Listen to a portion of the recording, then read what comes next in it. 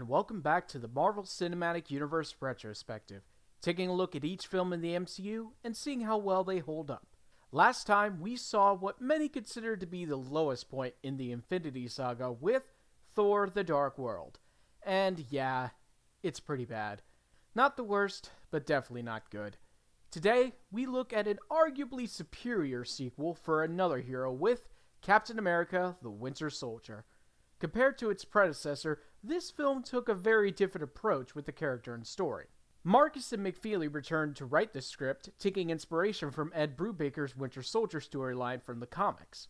They also decided to focus entirely on Steve adjusting to the 21st century and use it as an opportunity to redefine the character. Brothers Anthony and Joe Russo were selected to direct. The two were best known for their work on sitcoms like Arrested Development and Community. Unlike the first film, which was heavily romanticized to reflect early comic books, this film took a more grounded and realistic approach to fit in a modern world while maintaining its comic roots. Marvel wanted to shake up the dynamic of Cap and the story to be something unique in the MCU. The film premiered in 2014, 3 years after the first one, and was one of the year's highest-grossing films. Critics loved the action and realistic approach, and fans were enamored by the characters and story. However, after several years, does the film still hold strong? Well, yes, but let's look at why and how it all still works. The film opens with Steve on a morning run meeting Sam Wilson, played by Anthony Mackie. Wilson was pararescue and is now leading a support group for veterans with PTSD. He and Steve bond over shared experiences. Right off the bat, it's a great introduction to Sam as a character and the instant rapport he has with Steve. It also shows some of the ways Steve has been adjusting to a vastly new age. Natasha picks up Steve for a SHIELD mission. The two of them, along with the counterterrorism team Strike, Special Tactical Reserve for International Key Emergencies, led by Brock Rumlow, played by Frank Grillo, launch a rescue for a group of SHIELD agents, including Jasper Sitwell. They were taken hostage on a SHIELD vessel by pirates led by George Batroc, played by George St-Pierre. Steve heads in first and incapacitates the pirates while his team rescues the hostages. This action set piece showcases Cap's new fighting style. There's a lot more hand-to-hand combat, especially when he faces off against Batroc, and the SHIELD is used as a more offensive measure. I'd also like to point out Black Widow's portrayal here. I think they nailed it this time around. Jon Favreau laid down a good foundation, and Joss Whedon expanded her backstory somewhat, but the Russos perfected her. From her fighting to her personality to the overall character, Natasha is utilized very well. Speaking of Natasha, Steve finds out that Fury gave her an additional mission: extract SHIELD files from the ship. This upsets Steve, having not been told the whole truth, and he confronts Fury about it. He tells Fury about his need for trust, but Fury remarks that the last time he trusted someone, he lost an eye. This is a badass moment for Fury and alludes to how he ended up with an eye patch. It's a shame Captain Marvel ruined that awesomeness for a cheap joke, but we'll get to that film eventually. Anyway, Fury decides to share S.H.I.E.L.D.'s latest project with Steve. He takes them to a basement level to reveal Project Insight, 3 upgraded helicarriers designed to find potential threats and eliminate them before they strike. While it seems like a good measure, Steve points out how it takes away freedom. If you're pointing a gun at someone to make them act the way you want them to, you take away their free will. Fury argues the measure is needed considering the level of threats the world has seen in recent years. Steve leaves the S.H.I.E.L.D. Triskelion base and heads to the Smithsonian Museum, where a new wing dedicated to Captain America and the Howling Commandos has been erected. The wing chronicles the entire team's contributions to the war and even has a memorial for Bucky. He also meets up with an elderly Peggy, who has now lived a full life with a family. This moment is incredibly heartbreaking. Not only does Peggy has Alzheimer's, but it also shows that there would essentially be no way for the two to ever be together. At least for now. It's just one of the moments the Russos use to rip your heart out and eat it. Meanwhile, Fury tries to decrypt the SHIELD files retrieved only to be locked out by himself. He goes to an old friend, Secretary of Internal Security Alexander Pierce, played by Robert Redford, and asks that the launch for Project Insight be delayed. The next day, while out driving, Fury is suddenly attacked by a group of policemen and SWAT officers and has to fight to survive. This is a great time to mention the level of action in the movie. it is intense. There was a lot of practicality thrown in, with real explosions and the destruction of cars. While the film still has a big CG climax like other MCU entries, the realistic fighting used makes this movie an adrenaline-filled thrill ride. As Fury tries to evade his pursuers, a masked assassin decimates his car, forcing him to make a hasty retreat. Later that night, Steve enters his apartment and finds an injured Nick Fury. He covertly alerts Steve that S.H.I.E.L.D. has been compromised before he's shot by the assassin from earlier. He gives Steve the files and tells him not to trust anyone before losing consciousness. Steve's neighbor Sharon, revealed to be Agent 13, played by Emily Van Camp, enters in and explains Fury assigned her to protect Steve. As she calls for EMTs, Steve goes after the assassin, who has a metal arm and strength and agility to rival Steve's. He even catches the shield and throws it back before escaping. During surgery to remove the bullets in his body, Fury is pronounced dead at the hospital. Natasha takes it the hardest. Steve is asked to come in and report on what Fury told him, but not before he hides the files. He meets with Pierce and is vague about the events to maintain secrecy. As he leaves in the elevator, Rumlow, Strike, and other S.H.I.E.L.D. agents enter and fight Steve. This is my favorite scene in the movie. I especially love Steve's line before the fight. He fights his way out the Triskelion and heads back to the hospital to retrieve the files, but finds Natasha got a hold of them first. He questions her allegiance, and she reveals the identity of Fury's killer, the Winter Soldier, an assassin that somehow has gone undetected for over 50 years. She even tells him an encounter she had with him barely surviving. The two realize they only have each other and try to access the files themselves. At a mall, they use a computer and discover an abandoned S.H.I.E.L.D. base in the files based in New Jersey. They narrowly escape Strike and head for the base. Here, Steve and Natasha share a personal moment. It's a great way of showing how Natasha is a foil for Steve. Steve is based in truth and trust, while Natasha has lived her entire life lying and relying on herself.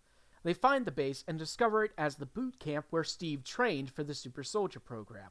They find a bunker, revealing the base to be one of S.H.I.E.L.D.'s first, with pictures of Peggy, Howard Stark, and Phillips. They also find a secret elevator taking them to a giant computer. They plug in the flash drive containing the files, and the computer boots up, revealing a preserved consciousness of Dr. Zola. Zola reveals the truth to them. After the war, Zola, along with other German scientists, were recruited by S.H.I.E.L.D. for their intellect. Zola used this to rebuild Hydra in the wake of the Red Skull's defeat. Hydra became an underground society, implanted in various government branches and agencies to control major events in the shadows, with the Winter Soldier being their biggest asset. The purpose was to have humanity give up its freedom willingly to assure absolute dominance, essentially a new world order that grew over time. Zola also reveals a missile headed straight for them. Steve and Natasha just barely make it out of there and head to Sam for help. Meanwhile, Pierce is revealed to be the Hydra leader in S.H.I.E.L.D. and used the Winter Soldier personally to take out Fury. Steve and Natasha enlist Sam, who used a special wing set under the codename Falcon. They track down Sitwell, revealed to be a Hydra mole, alongside Gary Shandling's character in Iron Man 2. The Falcon reveal is classic. The wings are simplistic, but work well and stand out on their own.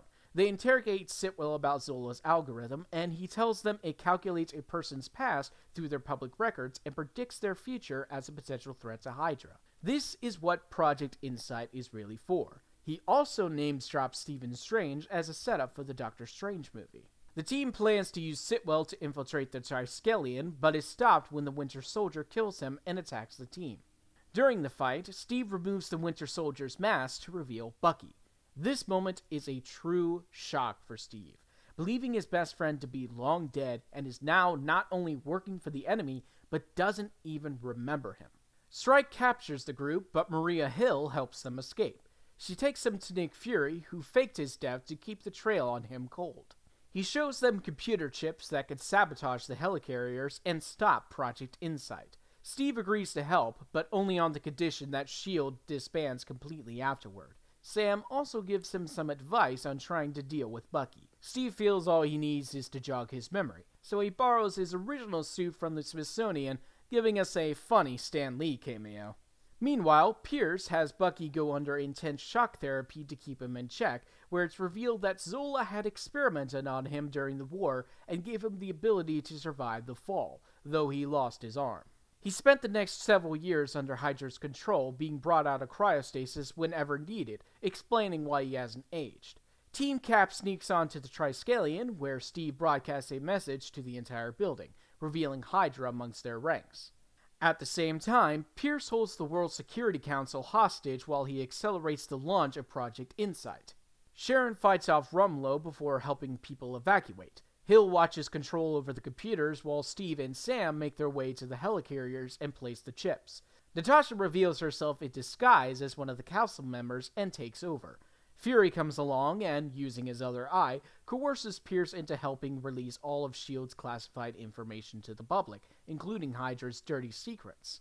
Pierce then activates some kind of kill switch on the Council's badges, taking Natasha hostage.